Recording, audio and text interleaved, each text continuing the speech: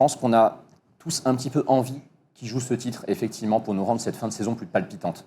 Parce qu'on l'a déjà évoqué quand on a fait notamment le débat sur les Papaya Rules. C'est une saison qui est un petit peu ennuyeuse en termes de lutte pour le titre. Et jusqu'à ce qu'il y ait ce trou d'air de Max Verstappen, une fois totalement de sa faute à Barcelone et une fois où il n'est pour rien à Spielberg, on l'a toujours considéré comme faisant partie de cette lutte. Parce qu'il gagne à Suzuka, il gagne à Imola, il va chercher des P2 régulièrement. C'est clairement la plus grosse menace. Et malheureusement, il perd énormément de points sur ces 2 Grands Prix. Il marque un seul point sur 2 Grands Prix, là où il aurait dû peut-être en prendre une trentaine, je pense.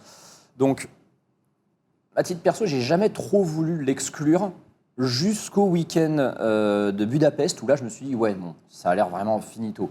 Et de toute évidence, c'est un pilote en lequel il ne faut jamais cesser de croire tant que c'est mathématiquement possible.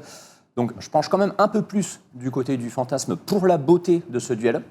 Genre, tu vois, qui reste mathématiquement dans la course encore très longtemps, que ça contrarie McLaren, que ça force McLaren à se sortir un petit peu les doigts, tu vois, à nous proposer quand même autre chose que ce duel très ronronnant qui est pas terrible. Donc, je le vois plus, en vrai, comme arbitre jusqu'au bout, mais il y a une partie de moi qui a envie d'y croire malgré tout, parce que McLaren est capable de se laisser vraiment endormir.